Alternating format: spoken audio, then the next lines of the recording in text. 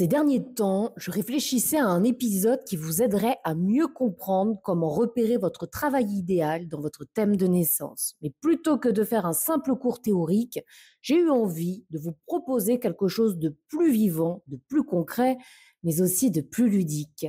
Bienvenue sur Astre et Joyaux pour une astrologie utile et introspective.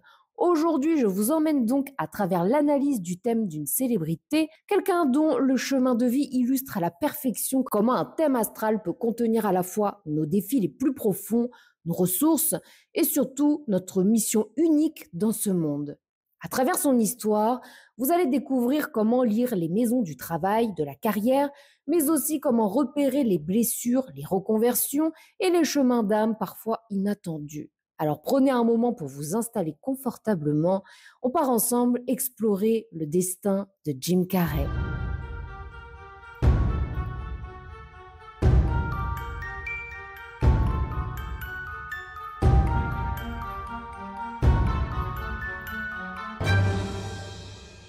Si l'on veut comprendre Jim Carrey, il faut d'abord comprendre que la survie, pour lui, n'a jamais été une idée abstraite. Adolescent, après la perte du travail de son père, Jim se retrouve à vivre avec toute sa famille dans une camionnette. Travailler de nuit comme agent d'entretien, enchaîner les petits boulots, dormir à l'étroit dans un véhicule, tout cela a profondément marqué ses jeunes années. Et dans son thème astral, cette nécessité de survivre autrement est immédiatement visible. Sa maison 2, celle des ressources, mais aussi, et on l'oublie trop souvent, celle de notre maison physique, là où nous habitons, de notre capacité à nous abriter, débute en Sagittaire et s'étend en Capricorne. Le maître de cette maison, Jupiter, est placé en Verseau, en maison 3, en conjonction à sa planète Mercure. La maison 3, traditionnellement, parle des déplacements, des moyens de transport, du mouvement au quotidien. Lorsque le maître de la maison 2, notre toit, se retrouve en maison 3, vivre dans un véhicule, faire de la mobilité un lieu de vie devient presque un passage obligé. Je dis presque parce que vous pouvez vous-même rencontrer cette configuration dans votre thème, mais parce que certains aspects viennent contrecarrer cela, eh bien ça ne vous est jamais arrivé. Néanmoins, je trouvais ça hyper intéressant de vous partager ce petit tips astro parce que là, vraiment, dans son thème, c'est très criant. Donc, sa maison, au sens littéral, était un moyen de transport. C'est une lecture assez simple, mais très révélatrice de l'intelligence d'un thème astral. À cette tension matérielle s'ajoute Mars en Capricorne, lui aussi en maison 2. Mars exalté ici puissant, prêt à travailler sans relâche pour construire une sécurité pierre après pierre. Jupiter donc, maître de cette maison 2 qui représente aussi nos ressources, mais donc comment on gagne notre argent factuellement, qu'est-ce qui remplit votre compte en banque tous les mois. Ici, Jupiter donc maître de cette cuspide, au-delà de représenter également le fait qu'il ait eu un cadre de vie atypique en vivant dans ce véhicule avec toute sa famille, est ici donc en conjonction à Mercure, maître de la maison 3, sa parole devient rapidement son arme principale. L'humour, l'inventivité, la capacité à captiver un auditoire, tout cela devient un moyen de survivre, puis d'exister, mais aussi, nous le verrons un peu plus loin, de rayonner. Jim Carrey n'a pas choisi l'humour par confort, il l'a choisi parce que c'était sa planche de salut. Il a littéralement transformé sa survie en spectacle. Sa parole, son corps, sa folie créative sont devenus sa matière première pour gagner sa vie. Et puis, comme il le dit lui-même, vous pouvez échouer dans ce que vous ne voulez pas faire, alors autant tenter votre chance dans ce que vous aimez. Là, ici, vraiment, c'est Jupiter dans toute sa splendeur en maison 3 qui vous parle. Mais juste en analysant ces petites interactions, on ne peut pas vraiment dessiner un style de carrière. On a néanmoins une première piste. Pour aller plus loin dans l'enquête astro, il faut maintenant nous diriger vers la maison 6, la maison du travail quotidien, de la manière de servir et de se rendre utile au monde. Sa maison 6 commence en bélier et s'étend en taureau. Cela nous montre d'emblée un tempérament mêlant l'impulsivité, le besoin de se lancer, de faire, ça c'est quelque chose d'extrêmement typique de l'énergie bélier, à l'ancrage, la recherche de stabilité, d'une œuvre concrète et durable, portée cette fois par le taureau. Cérès, déesse nourricière, se trouve justement en taureau dans sa maison 6, très proche de la cuspide de son descendant. Ce placement évoque un besoin viscéral de nourrir les autres au quotidien, de leur apporter quelque chose de sensoriel, d'émotionnel, quelque chose qui apaise, qui fait du bien. Le lien entre son travail et sa survie devient évident ici. C'est-à-dire que Mars, maître du bélier, est placé donc en Capricorne, en maison 2, la maison, je vous le rappelle, des ressources. Toute son énergie de travail est canalisée pour sécuriser son existence, pour construire une stabilité financière, mais aussi matérielle. Mais c'est pas tout. Le taureau, qui gouverne la seconde partie de la maison 6, est maîtrisé par Vénus. Et Vénus, elle se trouve dans son thème en Capricorne, en maison 3, en conjonction avec son soleil. Ça nous raconte un besoin très particulier. Nourrir les autres, oui, mais par la parole, par la communication, par l'expression artistique ou théâtrale. Ah là déjà, on commence à se rapprocher d'un quelque chose d'assez concret. Avec cette Vénus en maison 3, le beau et le message deviennent inséparables. Il ne suffit pas à Jim Carrey de faire rire, ça c'est sa conjonction Mercure-Jupiter. Il doit également émouvoir, toucher, apporter quelque chose de tangible, mais aussi de nourrissant à travers ce qu'il transmet. Son Mercure, conjoint à Jupiter en Verseau, accentue cette dimension. Il ne communique pas de manière classique. Son esprit foisonne d'idées hors normes, d'associations décalées, de visions étonnantes. Jupiter ici est très important parce que c'est le maître naturel de la maison 9, maison associée aux grandes quêtes, aux vérités à transmettre. Et le fait que son milieu du ciel soit en Lion, ce signe solaire d'expression scénique, renforce ce besoin vital d'amplifier son message, de rayonner à travers ce qu'il raconte. Oui, parce que j'ai été un peu vite en besogne. La maison 9 débute en Cancer dans son thème, mais se développe jusque dans l'énergie du Lion, là où, nous le verrons un peu plus loin, se trouve son nœud nord. Et son milieu du ciel se trouve en Lion. Donc il y a ici vraiment quelque chose qui se déroule de la maison 9 vers la maison 10, la maison de la représentation publique. Mercure forme aussi un trigone à sa lune en Gémeaux en maison 8. Nous rappelons que chaque mot, chaque geste, chaque grimace cache en réalité une émotion très profonde, cachée quelque part derrière l'humour. Les plus grands clowns sont toujours les êtres humains qui portent de grandes souffrances. Donc, Jim Carrey n'a pas été qu'un simple clown. C'est un artisan du verbe, un stratège, un ouvrier de l'émotion. Avec une lune en Gémeaux en maison 8, c'est exactement cette énergie-là. Déplaçons-nous à présent en maison 10, donc la maison évidemment de l'image publique, de la reconnaissance, de comment on parle de toi quand tu n'es pas là. Donc sa maison 10 est marquée par le lion. Le MC se trouve en lion. C'est le signe du rayonnement, de l'expression, du besoin d'être vu et reconnu pour sa singularité. Le MC en lion ne peut pas être celui qui est noyé dans la foule. Non, le MC en lion a besoin d'être vu et reconnu pour sa singularité. Avoir un MC en lion, c'est porter en soi ce besoin vital d'impacter, de briller, mais aussi de laisser une empreinte unique. Conjoint à son MC, il y a Uranus rétrograde et en conjonction assez étroite. Donc, ça vient immédiatement teinter cette dynamique. Uranus rétro, c'est l'originalité poussée à l'extrême. C'est une incapacité profonde à se plier aux normes, une nécessité intérieure de choquer, de surprendre, de casser les codes.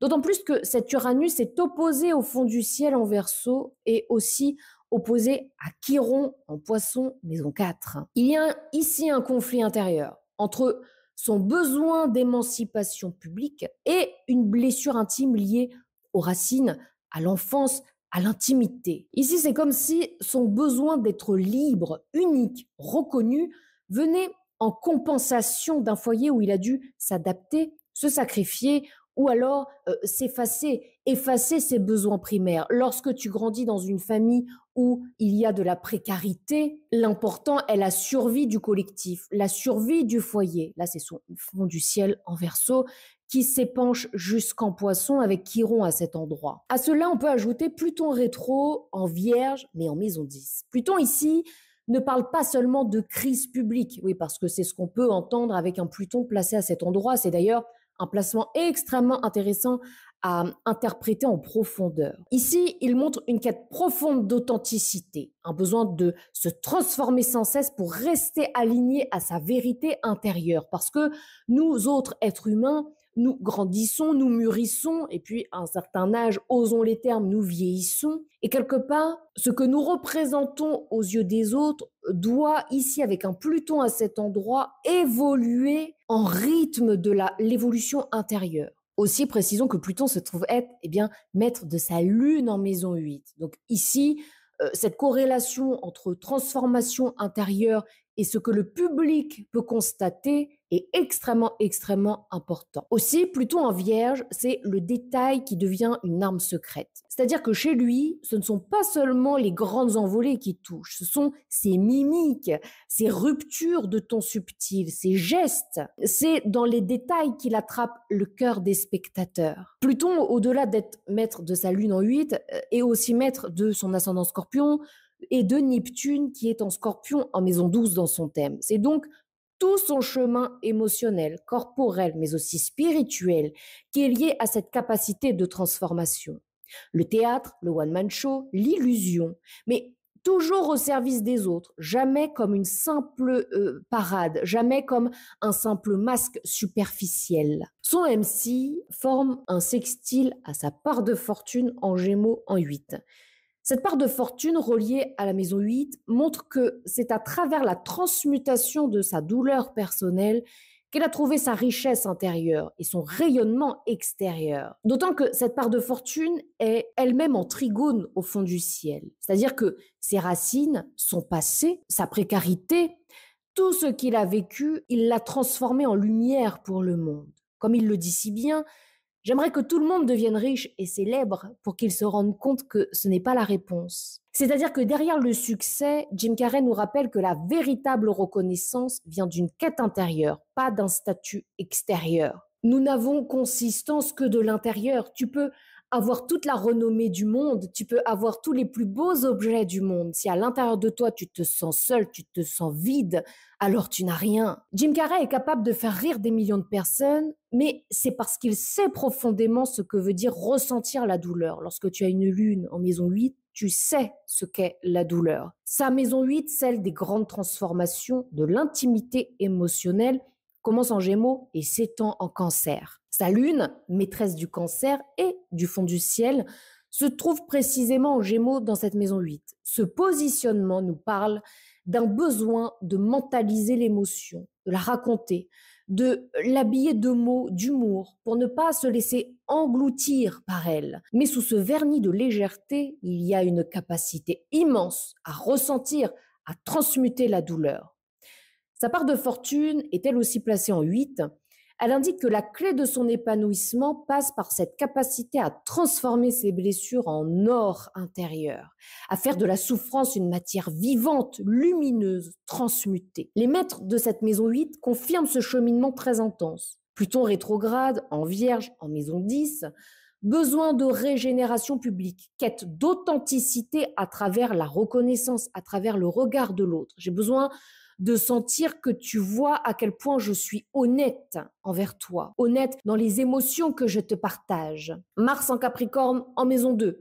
Mobilisation de l'énergie pour reconstruire sa sécurité intérieure. Mais au-delà de ça, au travers de ce que je fais, ce que je montre aux autres, je peux me voir et donc je peux sentir la consistance qui est la mienne. Mercure, maître du Gémeaux, en Verseau en maison 3. Conjoint à Jupiter, mais aussi à Saturne, besoin de donner un sens global aux expériences traumatiques à travers la parole, à travers l'humour, à travers ce que je construis de solide, Saturne. La Lune ici est doublement importante. Elle est maîtresse du Cancer et est positionnée en maison 8, maison où se trouve également le Cancer, en deuxième partie de cette maison 8. C'est grâce à ce que je vais réussir à transmettre de mes émotions que je vais pouvoir toucher les autres, que je vais pouvoir toucher le public. Le Cancer, dans ton thème de naissance, est un endroit où tu peux toucher à l'intimité des autres. Le Cancer est un signe extrêmement intime et personnel. Là où se trouve le Cancer dans ton thème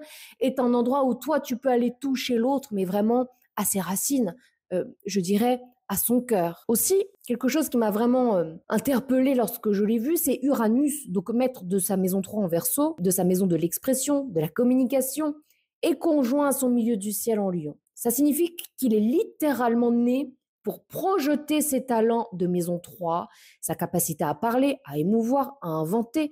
Ça nous parle aussi de mémoire ici, parce que les acteurs ont besoin d'avoir une grande mémoire pour retenir leur texte, et donc de projeter tout ça sur la scène publique. Son originalité, sa liberté d'expression, son génie verbal n'étaient pas juste des outils de survie. Il faisait partie de sa mission visible, de ce qu'il était censé offrir au monde. Jim Carrey ne s'est jamais contenté de survivre intérieurement. Il a utilisé ses blessures comme des leviers pour passer à des niveaux de conscience supérieurs. Et comme il l'a si bien exprimé dans une interview que j'ai retrouvée, je ne crois pas aux dépressions nerveuses, je crois aux percées nerveuses. Vous n'atteignez pas le niveau suivant sans avoir une percée. Et c'est généralement l'éruption de l'honnêteté.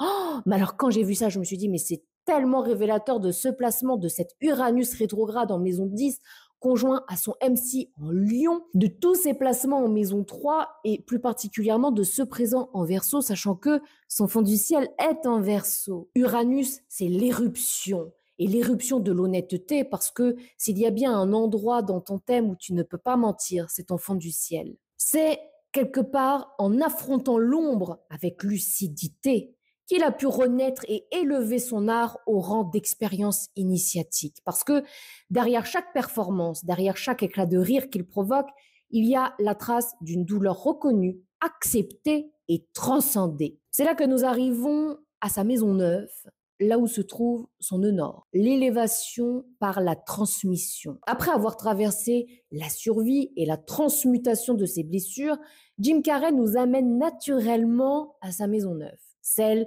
de l'élévation, de la quête de sens, de la transmission. Et c'est très intéressant parce que le signe originel de cette maison, c'est le Sagittaire, cuspide du Sagittaire en maison 2, là où on gagne son argent. Jupiter, maître du Sagittaire, mais aussi de la maison 9, se trouve en conjonction à Mercure en maison 3. Est-ce que vous voyez comme tout se répond? C'est comme ça qu'il faut lire un thème astral. Un thème, c'est vivant. C'est comme ça que je pratique l'astrologie. L'astrologie est quelque chose d'éminemment vivant. Le thème vous raconte une histoire. Mais pour comprendre l'histoire qu'il faut raconter, il faut suivre ce jeu de pistes. Il faut regarder où sont les maîtres, voir ce qui se répond dans le thème. C'est absolument passionnant. Donc, sa maison 9 commence en Cancer et s'étend en Lion. Le Cancer, comme je vous le disais un peu plus haut, c'est l'intimité émotionnelle, la capacité à toucher l'autre profondément au-delà des mots, au-delà, je dirais même, de la forme. Le Cancer est un signe d'eau. L'eau n'a pas de forme, l'eau est informe et c'est pour ça que l'eau est transmission d'informations. Donc, sa lune, maîtresse du Cancer, est située en maison 8 en Gémeaux. Ici, transmettre, c'est pas seulement parler, c'est transformer les émotions en messages universels. N'est-ce pas ce que font les acteurs? Mais le véritable appel de son âme, il est ailleurs. Son nœud nord en Lion, en maison 9. Sa mission de vie, oser être pleinement visible, affirmer son unicité, rayonner sa lumière intérieure sans se dissoudre dans les attentes collectives. Parce que le lion, il marche seul. Le lion n'a pas peur de se montrer dans toute son unicité, dans toute sa lumière. Mais cela ne s'est pas fait sans lutte. Oh, il y a quelque chose que j'ai trouvé passionnant en regardant son thème. Écoutez bien ce qui suit. Son nœud nord, il est en tension. Il est carré à Neptune en Scorpion en maison 12. Il est carré à son ascendant Scorpion, donc cuspide de maison 1. Il est carré à Cérès et descendant en Taureau. Il est aussi carré à Vesta en Taureau, mais en maison 7. Et puis, il est opposé à Mercure et Jupiter en Verseau en maison 3. Ces aspects montrent qu'il a dû apprendre à se détacher du regard des autres, à briller même au risque d'être jugé, à s'exprimer malgré la peur du ridicule. Et ça, c'est amplifié par Uranus rétro en Lion en maison 10. Parce que s'il y a bien un as qui n'a pas peur du ridicule et qui est capable de dire fuck à tout le monde, c'est Uranus. Mais alors vraiment, c'est Uranus dans votre thème. Il devait prendre le risque d'être vu, quitte à exposer sa vulnérabilité, quitte à choquer, quitte à bousculer. Son chemin n'était pas de plaire, parce que c'est exactement ce que l'on pourrait se dire d'un MC en lion avec un nœud nord en lion. Non, non, non. Son chemin était d'oser rayonner sans filtre. Il y a une citation de Jim Carrey qui, je trouve, rayonne absolument, fusionne même avec son nœud nord en 9 en lion. Il dit: votre besoin d'acceptation peut vous rendre invisible dans ce monde. Prenez le risque d'être vu dans toute votre gloire. Oh, c'est tellement beau, c'est tellement beau, c'est tellement un message que moi aussi j'ai envie de vous transmettre. Cette citation incarne son chemin d'âme. Briller est un acte de courage, un acte spirituel, une victoire sur soi-même. Mercure et Jupiter en Verseau en maison 3. Maître analogique de la transmission, montre que cette lumière n'était pas destinée à rester intérieure. Elle devait être partagée, diffusée massivement à travers l'humour, la parole, le jeu, l'imagination. D'ailleurs, ces aspects au nœud lunaire montrent une dynamique très très forte. C'est-à-dire que tous les carrés que font son nœud nord, eh bien comprenez bien que son nœud sud fait exactement les mêmes carrés au même point. J'ai trouvé ça incroyable. Et il y a un quelque chose qui est différent, non pas dans l'astre qui est connecté, mais dans la manière dont il se connecte. C'est-à-dire que son nœud nord fait un sextile à sa lune en Gémeaux en 8. Et son nœud sud, lui, fait un trigone à cette lune. Et là, il y a quelque chose de très intéressant que vous pouvez même regarder dans vos propres thèmes de naissance. Parce que le trigone facilite naturellement ce que le sextile demande de travailler en conscience. Le sextile, quant à lui, montre une opportunité d'évolution consciente. Jim Carrey est invité à utiliser sa profondeur émotionnelle pour transmettre et toucher les autres. Mais ce sextile demande un effort volontaire, une action consciente de sa part. Le trigone au nœud sud, quant à lui, vient soutenir naturellement ce processus. Il montre que cette capacité à transformer la douleur en message est déjà instinctive chez lui, déjà ancrée dans ses mémoires passées. En d'autres termes, ce que son nœud nord lui demande de développer avec conscience, donc le sextile, son nœud sud le lui rappelle et facilite instinctivement le trigone. Cela renforce sa capacité à transmettre sa souffrance intérieure. Mais au-delà de parler de souffrance, je dirais simplement de transmettre ses émotions profondes à travers des formes accessibles et populaires, comme l'humour, l'expression artistique ou l'émotion portée par la parole, parce que je vous rappelle que tout ceci se passe dans le signe du Verseau en maison 3. Et donc, que le Verseau, c'est le signe du collectif, de ce que l'on transmet au plus grand nombre. Sa maison 3, néanmoins, débute en Capricorne. Et on trouve en Capricorne en maison 3 le Soleil, maître du Lion, donc d'une partie de sa maison 9, mais aussi de son milieu du ciel, qui est en conjonction avec Vénus en Capricorne, toujours en maison 3, et Saturne. C'est là, dans l'expression structurée, réfléchie, dans la parole rigoureuse que Jim Carrey a construit sa solidité intérieure. C'est pas un hasard si c'est là, dans sa communication, qu'il est respecté. Là où se trouve Saturne dans ton thème, c'est là où tu peux trouver du respect dans le regard des autres. Il est venu transmettre ce qu'il a survécu et il le fait avec puissance solaire. Parce que le soleil dans ton thème, c'est ton moteur, c'est tes tripes, c'est ce qui te pousse à te lever le matin. Il y a quelque chose qui m'a vraiment touchée dans son thème, c'est qu'après avoir conquis le monde par son expression publique, Jim Carrey a pris un autre chemin, celui d'une création plus intime, plus intérieure. Sa passion pour la peinture, ce n'est pas un simple hobby, c'est une autre façon de transmettre, de survivre et de se reconnecter à lui-même. La maison 5, qui est la maison de la création, mais aussi la maison originelle du lion. Lion où se trouve son MC. Sa maison 5 débute en bélier. Et on y trouve Junon. C'est-à-dire que ça nous parle ici d'un engagement passionné dans la création libre. Le bélier est un signe indépendant. Il n'y a pas de filtre, il n'y a pas de concession avec le bélier. Et dans l'acte de peindre, il retrouve la spontanéité brute, viscérale du geste créateur. C'est ça la maison 5. Neptune se trouve en Scorpion en maison 12. Et ça vient amplifier cette dimension. À travers l'art, il ne cherche pas seulement à représenter le monde, il veut le recréer, il veut transcender, il veut guérir ses blessures invisibles. C'est ici la suite du processus de sa lune en Gémeaux en maison 8. La peinture devient pour lui un acte spirituel, un pont secret entre ses tourments intérieurs et invisible qu'il habite.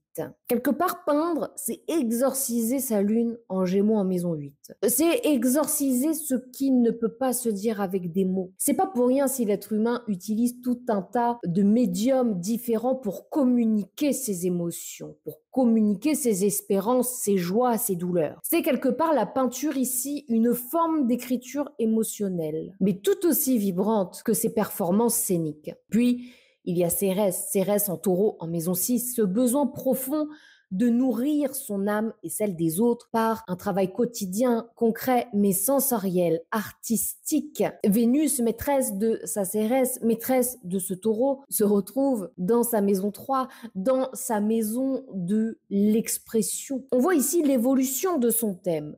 Acteur public sous les projecteurs, maison 10 en Lion, Uranus conjoint au MC, puis créateur isolé, Neptune, maison 12 en Scorpion, retournant à son monde intérieur pour s'y ressourcer, mais aussi de créer pour les autres, pour le monde.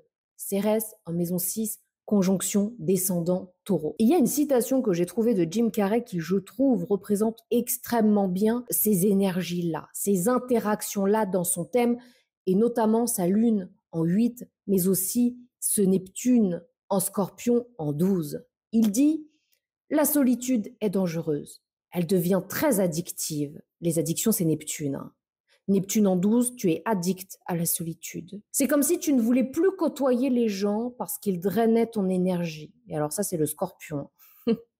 Levez la main, tous les gens qui ont des placements en Scorpion très puissants. On le sait, c'est terrible. Côtoyer les autres êtres humains, c'est terrible pour nous. Je ne l'ai pas dit en plus, mais ces 3 planètes dominantes à Jim Carrey sont Mercure, Mars et Pluton. Lorsqu'on a ces dominantes-là, être au contact des autres êtres humains, ça nous retire littéralement des points de vie. Et malheureusement, on l'apprend souvent dans la douleur, parce qu'on aime le contact des autres. Il y a une part de nous qui adore le contact avec les autres, parce que c'est au travers de ces contacts-là qu'on se dépouille, qu'on s'apprend, qu'on se transcende. Mais le revers de la médaille, c'est que ça nous bousille des points de vie littéralement. Et là, j'ai trouvé vraiment cette citation, je vous la répète, je la trouve sublime. La solitude est dangereuse, elle devient très addictive.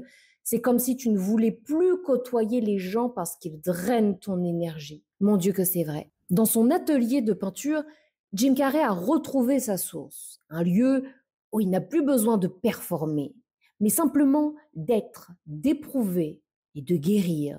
Nous arrivons à la fin de cet épisode consacré à Jim Carrey. J'espère sincèrement que cet épisode t'a plu, que ça t'a permis de mieux comprendre comment on peut lire un thème de naissance, et là en l'occurrence autour de la carrière professionnelle et du travail. Si ce concept t'a plu, vraiment n'hésite pas à me proposer en commentaire d'autres artistes, connus ou moins connus d'ailleurs, que tu aimerais qu'on analyse ensemble dans un prochain épisode. J'ai vraiment pris beaucoup de plaisir à faire ça. Sincèrement, je partais un peu dans tous les sens. Moi, pour vous dire, une analyse de thème, généralement, je parle même pas d'une exploration astrale où vraiment je vais dans tous les sens, mais rien qu'une révolution solaire, un focus pro ou des choses comme ça, moi, ça me prend à peu près 9 heures de boulot. Parce que vraiment, je rentre en symbiose avec le thème, je rentre en profondeur, j'analyse tous les aspects, etc. Et là, je suis partie un peu dans un délire comme ça pour cet épisode et je me suis reprise. Allez, on s'arrête, Sanara, calm down, calm down. Je vais pas faire un épisode d'1 heure et demie. Donc, j'ai essayé d'aller un peu droit au but. Néanmoins, s'il y a des aspects, des thèmes que vous voulez que j'analyse un peu plus en profondeur, pourquoi pas des épisodes un peu plus focus, ben franchement, n'hésite pas à me le dire en commentaire. Et si ce n'est pas encore fait, n'hésite pas à t'abonner. C'est extrêmement important. Je te remercie d'être resté ici jusque-là. Je te dis à très bientôt pour un tout nouvel épisode. Et en attendant, comme toujours, prends grand soin de toi.